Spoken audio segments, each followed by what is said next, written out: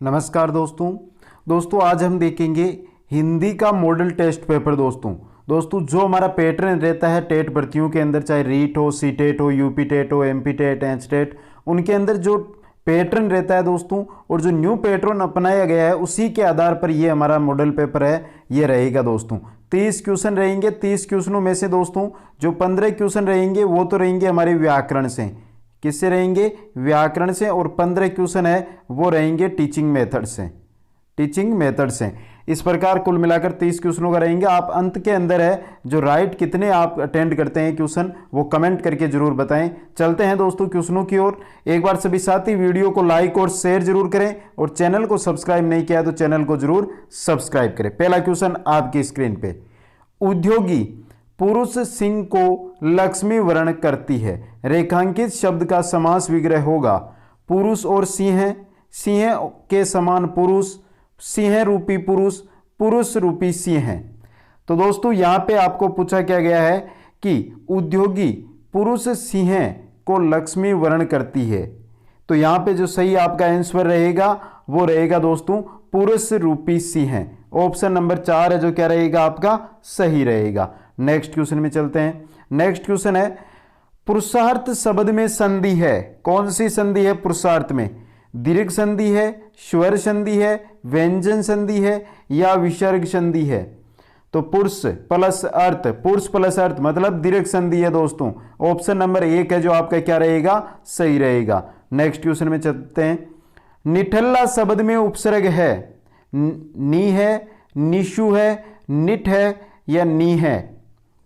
तो नी ठल्ला तो नी उपसर्ग होगा दोस्तों यहां पे, नी प्लस ठल्ला। नेक्स्ट क्वेश्चन में चलते हैं। नेक्स्ट क्वेश्चन है, विश्व में जो देश आगे बढ़े उनकी सफलता का रहस्य कठिन परिश्रम ही है, वाक्य में सर्वनाम कौन सा है? बहुत अच्छा क्वेश्चन आया दोस्तों आपके लिए। यहां पे पूछा है कि सर्वनाम बताना आपको वाक्य को पढ़कर। विश्व में जो देश आगे बढ़े हैं उनकी सफलता का रहस्य कठिन परिश्रम ही है। यहां पर दोस्तों संबंध बताया जा रहा है, जो देश आगे बढ़े उनकी सफलता के साथ देशों का क्या बताया जा रहा है दोस्तों? संबंध बताया जा रहा है कि क्या है? कठिन परिश्रम। तो कौन सा हो जाएगा? संबंधवाचक सर्वनाम हो जाएगा। नेक्स्ट क्वेश्चन में चलते हैं। नेक्स्ट क्वेश्चन है, जर्मनी ने भी युद्ध की विभीषिकाएं झेली है, रेखांकित शब्द में संज्ञा है। जर्मनी के अंदर कौन सी संज्ञा है दोस्तों ये बतानी है। जातिवाचक, व्यक्तिवाचक, समूहवाचक, या भाववाचक? तो दोस्तों आपको मैं जानकारी दे दूं एक नॉलेज के लिए कि संज्ञा, सर्वनाम, विशेषण या फिर अव्यय, इनके दोस्तों मैंने ट्रिक के साथ वीडियो अपलोड किए हैं, और आपको जो प्लेलिस्ट है हिंदी के नाम से प्लेलिस्ट बनी हुई है, जिसके अंदर इनके वीडियो मिल जाएंगे। जो भी साथी वीडियो देख रहे हैं एक बार इन सभी के ट्रिक के साथ जो वीडियो है वो आप जरूर देखें दोस्तों। तो यहां पर दोस्तों क्या आ रहा है? जर्मनी क्या एक देश का नाम है, तो देश का नाम किस में आता है? व्यक्तिवाचक में। तो 2 नंबर ऑप्शन आपका क्या रहेगा यहां पे सही रहेगा। नेक्स्ट क्वेश्चन में चलते हैं। बच्चन जी ने बहुत कष्ट देखे थे, वाक्य में काल है, आसन भूतकाल, पूर्ण भूतकाल, अपूर्ण भूतकाल, या सामान्य भूतकाल? बच्चन जी ने बहुत कष्ट देखे थे मतलब पूर्ण भूतकाल है। ऑप्शन नंबर 2 है जो आपका क्या रहेगा सही रहेगा दोस्तों। वाक्य की भी आपको क्या मिल जाएगी? ट्रिक मिल जाएगी। नेक्स्ट क्वेश्चन में चलते हैं। नेक्स्ट है 37 नंबर क्वेश्चन दोस्तों। आत्मवान शब्द का स्त्रीलिंग बनेगा। शब्द क्या दिया है? आत्मवान। इसका आपको बनाना क्या है? स्त्रीलिंग बनाना है। आत्मजा, आत्मवती, आत्ममति, आत्मवानी। तो सही जो आपका आंसर रहने वाला है दोस्तों यहां पे वो रहेगा आत्मवती, और इंपॉर्टेंट क्वेश्चन है दोस्तों एग्जाम के लिए। नेक्स्ट क्वेश्चन में चलते हैं। नेक्स्ट क्वेश्चन है, जिजीविषा शब्द का अर्थ क्या है? बहुत अच्छा आया दोस्तों। जिजीविषा जो शब्द होता है इसका अर्थ क्या है? खाने के लिए जीना, जीवन जीने की इच्छा, जीवित रहना, सफल जीवन जीना। जिजीविषा का अर्थ होता है जीवन जीने की इच्छा दोस्तों। 2 नंबर ऑप्शन आपका यहां पे सही रहेगा। नेक्स्ट क्वेश्चन में चलते हैं। नेक्स्ट है, गीता पढ़ते हुए मैं 2 जगहों पर रुका, वाक्य का परिवर्तन संदिग्ध भविष्य काल में करो। यहाँ पे गीता किसी लड़की का नाम नहीं है, गीता जो उपन्यास है उसकी बात की जा रही है कि गीता पढ़ते हुए मैं 2 जगह रुका, जो 2 जगहों पर रुका। इस वाक्य का आपको परिवर्तन करना है संदिग्ध भविष्य काल के अंदर।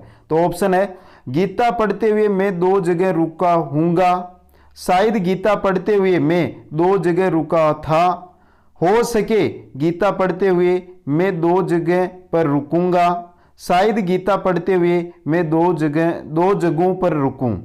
तो सही जो आपका यहां पे आंसर रहेगा, ध्यान से पढ़ के बताना है दोस्तों, जो वो रहेगा 4 नंबर ऑप्शन, शायद गीता पढ़ते हुए मैं 2 जगहों पर रुकूं। नेक्स्ट क्वेश्चन में चलते हैं दोस्तों। आंसू शब्द में वचन है एक वचन, बहुवचन, एक व दो दोनों या द्विवचन। द्विवचन हिंदी के अंदर हम रखते नहीं है तो गलत हो गया। अब एक वचन और बहुवचन की बात कर लेते हैं।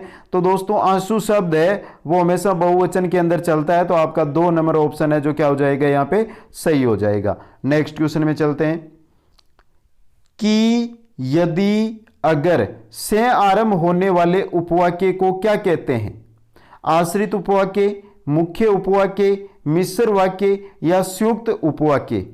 कि यदि अगर से आरंभ होने वाले जो उपवाक्य होते हैं दोस्तों उनको क्या कहते हैं? आश्रित उपवाक्य कहते हैं। तो दोस्तों यहां पे क्या आ रहा है कि जो वाक्य है उनके जो भेद है, उनके आपको जो नियम है वो भी याद करने पड़ेंगे, क्योंकि नियम से भी एग्जाम के अंदर क्वेश्चन आ रहे हैं। नेक्स्ट में चलते हैं दोस्तों, नेक्स्ट क्वेश्चन की ओर।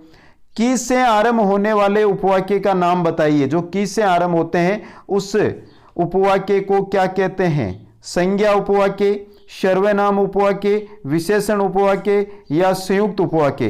तो कि से आरंभ होने वाले उपवाक्य को संज्ञा उपवाक्य कहते हैं। नेक्स्ट क्वेश्चन में चलते हैं।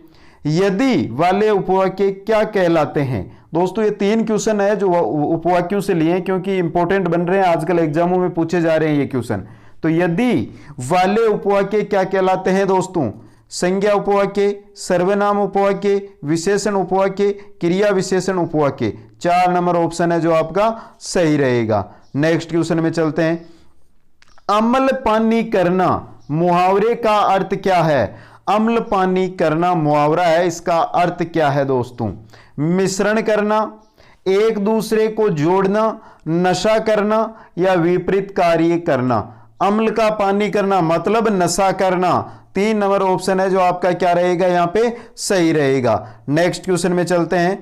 अरहर की ठट्टी गुजराती ताला लोकोक्ति का अर्थ है। अरहर की टट्टी गुजराती ताला दिखावा करना, अनमेल साधन जुटाना, थोड़ी संपत्ति की अच्छी सुरक्षा करना, अल्प वस्तु की प्राप्ति पर इतराना। तो सही जो आपका आंसर रहेगा वो रहेगा दोस्तों यहाँ पे ऑप्शन नंबर 3, थोड़ी संपत्ति की अच्छी सुरक्षा करना। अरहर की टट्टी गुजराती ताला। नेक्स्ट क्वेश्चन में चलते हैं। अब शिक्षण विधियों के क्वेश्चन है दोस्तों। भाषा शिक्षण का सामान्य उद्देश्य क्या होता है? भाषा शिक्षण का सामान्य उद्देश्य क्या है दोस्तों? पढ़कर अर्थ ग्रहण कर सकें, बोलकर अपनी बात कह सकें, दूसरों की बात सुनकर समझ सकें या उपरोक्त सभी। तो भाषा शिक्षण मतलब पढ़कर अर्थ ग्रहण करना भी है, बोलकर अपनी बात कहना भी है, दूसरों की बात सुनकर समझना भी है। तो आपका 4 नंबर ऑप्शन उपरोक्त सभी यहां पे क्या हो गया? सही हो गया। नेक्स्ट क्वेश्चन में चलते हैं। भाषा शिक्षण में पिछड़े बालकों के लिए सर्वाधिक उपयुक्त अनुदेशन प्रक्रिया कौन सी है? भाषा शिक्षण के अंदर जो पिछड़े बालक है उनके लिए सर्वाधिक उपयुक्त अनुदेशन प्रक्रिया कौन सी है? व्यक्तिगत अनुदेशन प्रक्रिया, सामूहिक अनुदेशन प्रक्रिया, 1 व 2 दोनों या ये सभी। तो सही जो आपका आंसर रहेगा वो रहेगा ऑप्शन नंबर 1, व्यक्तिगत अनुदेशन प्रक्रिया जो भाषा शिक्षण में पिछड़े बालक है उनके लिए उपयोगी है। नेक्स्ट के अंदर चलते हैं। नेक्स्ट क्वेश्चन है। पिछड़े बालकों के शिक्षण को प्रभावी बनाने के लिए उपचारात्मक उपाय है। जो पिछड़े बालक हैं उनके शिक्षण को अगर आप प्रभावी बनाना चाहते हैं तो उपचारात्मक उपाय क्या होगा दोस्तों? ऑप्शन है। ऐसे बालकों को सोचने का पर्याप्त अवसर प्रदान करना, ऐसे बालकों को कक्षा में आगे बढ़ाना, ऐसे बालकों को हतोत्साहित ना करना और उपरोक्त सभी। तो दोस्तों जो पिछड़े बालक है उनके शिक्षण को अगर आप प्रभावी बनाना चाहते हैं तो उपचारात्मक उपाय ये तीनों ही होंगे। पहला है कि ऐसे बालकों को सोचने का पर्याप्त अवसर देना, सही है दोस्तों, उपचारात्मक उपाय यही है। ऐसे बालकों को कक्षा में आगे बढ़ाना, यह भी है। ऐसे बालकों को हतोत्साहित ना करना, यह भी है। तो 4 नंबर ऑप्शन है जो आपका दोस्तों यहाँ पे वो सही हो जाएगा, उपरोक्त सभी दोस्तों। नेक्स्ट क्वेश्चन में चलते हैं। नेक्स्ट क्वेश्चन है, निम्न में से कौन सी शिक्षण सामग्री एक दृश्य सर्वे नहीं है, यानी दृश्य और सर्वे शिक्षण सामग्री है, इनमें से कौन सी नहीं है दोस्तों? नाटक, रेडियो, टेलीविजन, कंप्यूटर। नाटक में हम देखते भी है, सुनते भी है, टेलीविजन में देखते भी है, सुनते भी है, कंप्यूटर में देखते भी है, सुनते भी है, लेकिन रेडियो पर हमें सिर्फ सुनाई देता है, इसलिए ये क्या है? दृश्य सामग्री नहीं है, ये सिर्फ सर्वे सामग्री है। बाकी तीनों की तीनों दृश्य सर्वे सामग्रियां है दोस्तों। नेक्स्ट क्वेश्चन में चलते हैं। भाषा शिक्षण के अंतर्गत दृश्य सहायक सामग्री का उपयोग होता है। जो दृश्य सहायक सामग्री होती है उसका उपयोग किसके लिए होता है दोस्तों? शुद्ध उच्चारण में, शुद्ध लेखन में, शुद्ध पढ़ने में, या उपरोक्त में से किसी में नहीं। तो दृश्य सामग्री, दृश्य सहायक सामग्री होती है, उसका उपयोग किसमें होता है? शुद्ध लेखन में होता है। ये 2 नंबर ऑप्शन आपका सही रहेगा। नेक्स्ट क्वेश्चन में चलते हैं। मौखिक रूप से बोलने के कौशल का विकास करने हेतु उपयुक्त तरीका है। मौखिक रूप से बोलने के कौशल का विकास करने हेतु उपयुक्त तरीका कौन सा है दोस्तों? व्यक्तिगत पठन, सामूहिक पठन, अनुकरण पठन, या उपरोक्त सभी? तो दोस्तों मौखिक रूप से अगर बोलने का आपको कौशल का विकास करना है तो उसके लिए व्यक्तिगत पठन हो, सामूहिक पठन हो, या अनुकरण पठन, ये तीनों ही है जो उपयुक्त तरीके हैं दोस्तों। उपरोक्त सभी आपका यहाँ पे क्या हो जाएगा? सही हो जाएगा। नेक्स्ट क्वेश्चन में चलते हैं।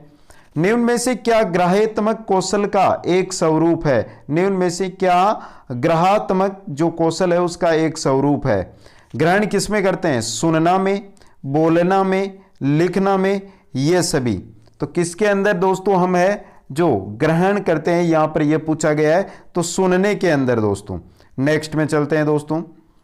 कक्षा में कुछ बच्चे गलत वर्तनी का प्रयोग करते हुए लिखते हैं, आप क्या करेंगे? कक्षा के अंदर कुछ बच्चे हैं जो गलत वर्तनी का उपयोग करते हैं, गलत वर्तनी का प्रयोग करते हुए क्या करते हैं? लिखते हैं, तो आप क्या करेंगे? ऑप्शन पहला है दोस्तों, कुछ ज्यादा बड़े ऑप्शन है इसलिए मैं पहला ऑप्शन आपको है जो सही है वो ही बता देता हूं। इसे एक सहज और स्वाभाविक प्रक्रिया मानते हुए कक्षा में प्रिंट समृद्ध माहौल का निर्माण करेंगे। 1 नंबर ऑप्शन आपका यहां पे सही रहेगा, बाकी नहीं रहेंगे। नेक्स्ट में चलते हैं दोस्तों। एक समावेशी कक्षा में भाषा शिक्षण की समस्या है, क्या समस्या है दोस्तों? ऑप्शन है उपयुक्त भाषा परिवेश का निर्माण न हो पाना, उपयुक्त पाठ्य सामग्री का अभाव, विद्यार्थियों की योग्यताओं में भिन्नता होना, विद्यार्थियों में असमान रुचि का होना। पूछा क्या है कि एक समावेशी कक्षा के अंदर भाषा शिक्षण की प्रमुख समस्या क्या आती है? क्या आती है दोस्तों?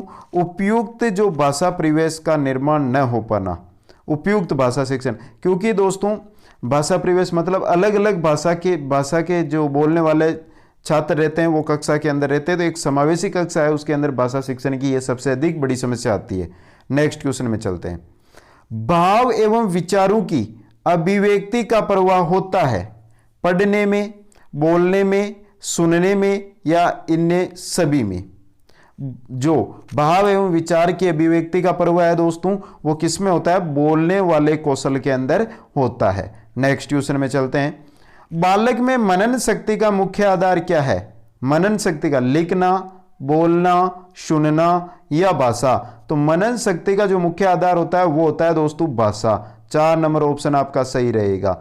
नेक्स्ट क्वेश्चन है। निम्न में से भाषा शिक्षण का सिद्धांत नहीं है। निम्न में से भाषा शिक्षण का सिद्धांत कौन सा नहीं है दोस्तों? चयन का सिद्धांत, शिक्षण सूत्रों का सिद्धांत, बोलचाल का सिद्धांत, उपरोक्त में से कोई नहीं। तो भाषा शिक्षण की बात की जा रही है दोस्तों, तो भाषा शिक्षण के ये तीनों के तीनों ही सिद्धांत नहीं है, उपरोक्त में से कोई नहीं आपका सही रहेगा। नेक्स्ट क्वेश्चन में चलते हैं। एक शिक्षक को भाषा पढ़ाते समय निम्न में से किस माध्यम का प्रयोग सर्वप्रथम करना चाहिए? पाठ्य पुस्तक का, सामान्य बोलचाल का, श्यामपट का, या प्रश्न पूछने का? एक शिक्षक है जो भाषा पढ़ा रहा है तो उसको भाषा पढ़ाते समय निम्न में से किसका प्रयोग सर्वप्रथम करना चाहिए दोस्तों? सामान्य बोलचाल का। 2 नंबर ऑप्शन है जो आपका सही रहेगा। नेक्स्ट क्वेश्चन में चलते हैं। हिंदी भाषा शिक्षण सिखाने के प्रति रुचि उत्पन्न करना यह उद्देश्य है। हिंदी भाषा शिक्षण है, सिखाने के प्रति रुचि उत्पन्न करना। ये कैसा उद्देश्य है दोस्तों, किसका उद्देश्य है? प्राथमिक स्तर के छात्रों के लिए, जूनियर स्तर के छात्रों के लिए, माध्यमिक स्तर के छात्रों के लिए, या उच्च स्तर के जो छात्र है उनके लिए। तो हिंदी भाषा शिक्षण सिखाने के प्रति रुचि उत्पन्न करना यह उद्देश्य रहता है दोस्तों प्राथमिक स्तर के छात्रों के लिए। नेक्स्ट क्वेश्चन की ओर चलते हैं। भाषा सीखने के लिए सबसे उपयुक्त साधन कौन सा है? सुनना, बोलना, पढ़ना या अनुकरण करना? तो दोस्तों भाषा सीखने का सबसे उपयुक्त साधन होता है वो होता है आपका अनुकरण करना। 4 नंबर ऑप्शन आपका सही रहेगा। एक बार सभी साथी है जो अपना राइट आंसर कमेंट करें कि आपने 30 में से कितने क्वेश्चन है वो सही अटेंड किए हैं दोस्तों धीरे धीरे हमारा पैटर्न है वो धीरे धीरे आगे हार्ड क्वेश्चनों की ओर बढ़ेगा। अभी हम छोटे क्वेश्चन और जो सरल क्वेश्चन है वो ले रहे हैं पेपरों के अंदर। तो कैसा लगा ये आपको टेस्ट, मॉडल टेस्ट? एक बार कमेंट जरूर करें और अपना स्कोर जरूर कमेंट करें। इस वीडियो को लाइक, शेयर और चैनल को सब्सक्राइब करें।